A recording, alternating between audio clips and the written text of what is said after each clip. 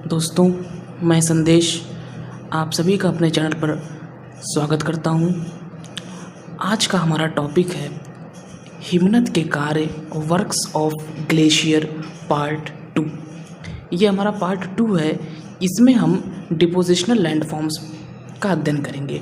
मतलब कि अभी तक हम इसके पहले वाले पार्ट में अध्ययन किए कि हिमनद या ग्लेशियर किस प्रकार के इरोजनल लैंडफॉर्म्स का निर्माण करता है।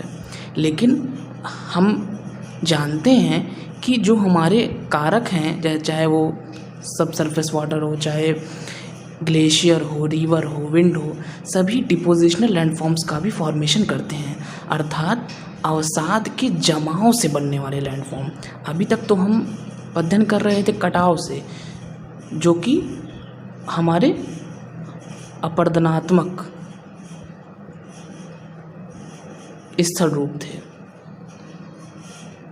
जिसको हम लोगों ने इरोजनल लैंडफॉर्म्स नाम दिया। लेकिन ये हमारे निक्षेप जनित स्थल रूप हैं, डिपोजिशनल लैंडफॉर्म्स हैं, अर्थात जो अवसाद इत्यादि मटेरियल लेके ये हमारे आ रहे हैं, कारक या एजेंट्स जो भी कहें इन्हें, ग्लेशियर हो गए, विंड है, रिवर है, जितने भी हमारे हैं, सभी उन अवसादों को जमा करके उसके निक्षेप से भी विभिन्न प्रकार के स्थल रूपों का निर्माण करते हैं।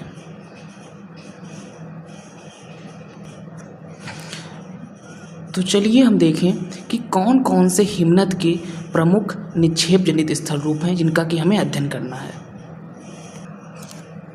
हमारी पहली सर्वप्रमुख निक्षेप जनित स्थलाकृति या कहें डिपोजिशनल लैंडफॉर्म्स में है हिमोड़ या मोरेन्स।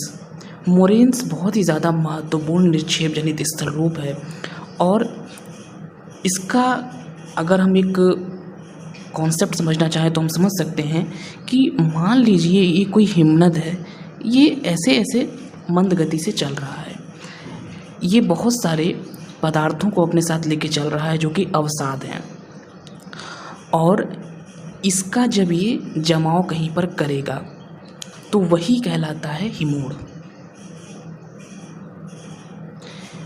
जब इन पदार्थों का हिमनद आगे परिवहन नहीं कर पाता है तो उनका निक्षेप कर देता है, यही चीज़ हिमोड़ कहलाती है। हिमोड़ के बेसिकली 4 प्रकार हैं: टर्मिनल, लैटरल, मीडियल और ground. Terminal moraine, lateral moraine, medial moraine और ग्राउंड मोरेन।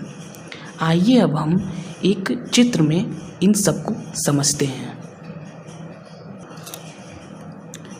दोस्तों, यहाँ पर इस छोटे से मॉडल में मैंने यह समझाने का प्रयास किया है कि बेसिकली लैटरल, मीडियल और टर्मिनल मोरेन आखिर इनकी स्थिति कैसी होती है। मान लीजिए कि ये कोई हिमनद है, ये इधर से आ रहा है और इसने जो निक्षेप किया पदार्थों का किनारे के क्षेत्र में कर दिया, तो जो किनारे किनारे निक्षेप होगा इसे ही हम कहेंगे लैटरल मोरेन या पार्श्विक हिमोड़। बीच वाले भाग में अगर निक्षेप हो गया तो मीडियल मोरेन हो गया, मध्यस्थ हिमोड़ हो गया। और अगर हिमनद का जो बिल्कुल आगे वाला भाग है वहाँ पर निक्षेप हो गया तो उसके लिए जो टर्म हम यूज़ करते हैं that is called terminal moraine या अंतिम या अंतस्थ हिमोड़। तो अगर आपको ये टर्म याद है तो आसानी से बता सकते हैं कि अंतिम में जमा हो रहा है तो अंतिम हिमोड़ या अंतस्थ हिमोड़, बीच में हो रहा है तो मीडियल मोरेन या मध्यस्थ हिमोड़। इस प्रकार हम लोग अंतिम हिमोड़, पार्श्विक हिमोड़ और मध्यस्थ हिमोड़ को समझ सकते हैं। बेसिकली दोस्तों, जो भी निक्षेप की क्रिया होती है, चाहे वो किसी भी एजेंट की हम बात करें, नदी की बात करें, ग्राउंड वाटर की बात करें, पवन की बात करें या हम ओशनिक वेव्स की बात करें, जब तक अवरोध उत्पन्न नहीं होगा, अवरोध का मतलब इनकी स्पीड में थोड़ी कमी आनी चाहिए, कुछ अवरोध होना चाहिए। जैसे जब हम लोग पवन का पढ़ रहे थे तो वहाँ हमने देखा था कि जब पवन के मार्ग में कोई अवरोध आ जाता है उसकी गति पर प्रभाव पड़ता है, तो सारा का सारा पदार्थ वो निक्षेप करने लगती है। वही चीज़ सभी के साथ होती है। तो इसमें भी जब इसकी स्पीड में कमी आएगी, कोई अवरोध आएगा, तो स्पीड में कमी आने से धीरे धीरे इसमें निक्षेप की क्रिया होती है। और अब हम हिमोड़ को इसके वास्तविक चित्रों से समझते हैं। यहाँ पर आप मोरेन के कॉन्सेप्ट को बहुत अच्छे से इस डायग्राम में समझ सकते हैं। बिल्कुल क्लियरली दिखाया गया, जैसा अभी हम डायग्राम बनाए थे वैसा ही ये चित्र है। इसमें जमाव को ब्लैक कलर से दिखाया गया है और टर्मिनल मोरेन जो बिल्कुल लास्ट वाला आखिरी है, और किनारे किनारे को दिखाया गया है लैटरल मोरेन, और जो बीच वाला जमाव है उसको दिखाया गया है मीडियल मोरेन। ये मोरेन के कुछ और असली चित्र हैं, और यहाँ पर हम देख सकते हैं कि हिमनद ने किस प्रकार से जमाव किया है। जब हम लिस्टिंग कर रहे थे टाइप्स की, तो वहाँ एक आखिरी हिमोड़ था ग्राउंड मोरेन या तली हिमोड़। वास्तव में तली हिमोड़ वह होता है जिसका कि जमाव हिमनद की तली में होता है। वहाँ पर हमने इसको मिस कर दिया था बताना। दोस्तों, हमारा आखिरी हिमनद का निक्षेप जनित स्थल रूप है ड्रमलिन।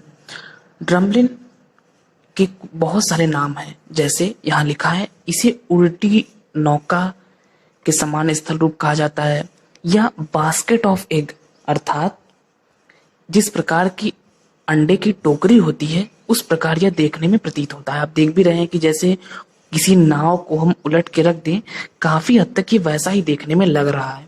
तो ये कुछ इसके नाम हैं, और मेनली इसे हम ड्रमलिन ही कहते हैं। ड्रमलिन शब्दावली का हम इसके लिए प्रयोग करते हैं। और इसका जो निर्माण होता है वो कुछ इस प्रकार से होता है। आप देख सकते हैं कि यहाँ दिखाया गया है हिमनद के प्रवाह की दिशा। मतलब जब ग्लेशियर इस तरीके से चल रहा है तो वो अपने पूरे के पूरे अवसाद को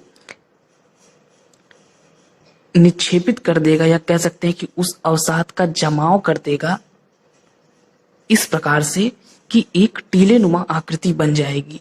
इसे ही हम ड्रमलिन कहते हैं। कभी कभी ड्रमलिन में और राशमुटोने या भेड़ पीठ शैल में अंतर करना मुश्किल हो जाता है, लेकिन अंतर स्पष्ट है।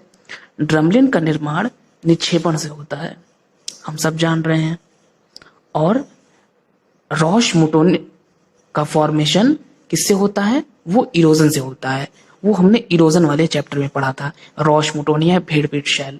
एक और अंतर होता है, ड्रमलिन का जिस मार्ग से हिमनद चढ़ रहा है और जिधर से उतर रहा है, इस तरीके से आ रहा है, तो इधर वाला उतरने वाला जो ढाल होता है वो मंद और सम होता है, अर्थात मंद ढाल होता है और समान होता है, खुरदुरा नहीं होता।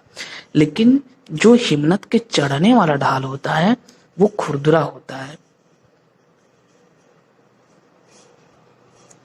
तथा बहुत ही खड़ा ढाल होता है। हो सकता है इस चित्र में, इस डायग्राम में ऐसा न लगे, लेकिन ऐसा होता है। जब हम इसके असली चित्रों को देखेंगे तो वहां हमें देखने को मिलेगा कि जिस मार्ग से हिमनद चढ़ता है, इस तरीके से हिमनद चल रहा है, तो प्रवाह की दिशा ये है, मतलब इधर से इधर ही इसका प्रवाह हो रहा है ग्लेशियर का। तो इधर वाला ढाल, इधर से हिमनद चढ़ रहा है, वो खड़ा ढाल होगा और खुरदुरा होगा, और उतरने वाला मंद ढाल होगा और समान होगा, खुरदुरा नहीं होगा। लेकिन राशमुटोने में जस्ट अपोजिट होता है। हिमनद का चढ़ने वाला जो ढाल होता है वो मंद और सम होता है, और उतरने वाला जो एरिया होता है वो ढाल खड़ा और खुरदुरा होता है। तो ये कुछ बेसिक अंतर होते हैं, क्योंकि अक्सर पूछा जाता है कि what is the difference between roche moutonnee and drumlin. बहुत ही सरल, इसका सबसे सटीक उत्तर तो यही है कि आप सीधे यह बता दें कि ड्रमलिन एक निक्षेप जनित स्थल रूप है और राशमुटोने एक अपर्दनात्मक स्थल रूप है। सबसे सटीक इसका उत्तर एक लाइन में यही है कि roche moutonnee is a erosional landform and drumlin is a depositional landform. लेकिन अगर कोई और बारीकी से जानना चाहे तो आप उससे कुछ ये पॉइंट्स भी बता सकते हैं। तो ये है ड्रमलिन। एक शब्द यहाँ और लिखा है टिल। टिल क्या होता है? आइए टिल के विषय में थोड़ा जान लेते हैं। टिल एक प्रकार का अवर्गीकृत निक्षेप होता है। हम जानते हैं कि जब निक्षेप होता है तो निक्षेप में बहुत सारे कण होते हैं, कुछ छोटे कण होते हैं, कुछ बारीक कण होते हैं। दोस्तों, जब हम महासागरीय निक्षेप वाला चैप्टर पढ़ेंगे, ओशनिक डिपॉजिट्स, तो वहां हम देखेंगे सिल्ट, मृत्तिका, पंख जैसे हम टॉपिक्स का अध्ययन करेंगे वहां पे। तो वहां क्या होता है कि सभी कणों का जमाव उनके आकार के अनुसार होता है, कि पहले कौन से कणों का जमाव होगा, फिर दूसरे कणों का जमाव होगा, उनकी साइज के बेस पे होता है। लेकिन टिल ऐसे निक्षेप होते हैं जिनमें कोई वर्गीकरण नहीं होता, अर्थात छोटे कण, बड़े कण, महीन कण, बारीक कण सब मिक्स होते हैं, इसे टिल कहा जाता है। तो इस शब्द को आप ध्यान में रखें, क्योंकि टिल शब्द का प्रयोग बहुत जगह होगा अभी हिमनद में, और जहां भी अवसाद की बात आती है और जहां अवर्गीकृत अवसाद की बात आती है, अवर्गीकृत निक्षेप की बात आती है, तो वहां पर हम टिल टर्म का यूज करते हैं। टिल में क्या होगा, फिर से अगर हम बता दें तो जो डिपोजिशन होगा उसमें कोई क्लासिफिकेशन नहीं होगा कि पहले बड़े कण आएंगे, फिर छोटे कण आएंगे, फिर उससे छोटे कण आएंगे, ऐसा नहीं होगा। बड़े कण छोटे कण मिक्स होंगे, तो उसे हम टिल कह देते हैं।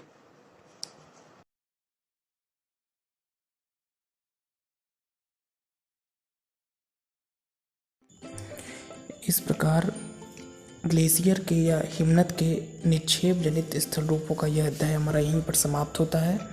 आगे हम लोग इसके पार्ट 3 में जो जल और हिमानी दोनों के सहयोग से जिन स्थल रूपों का निर्माण होता है उनका अध्ययन करेंगे।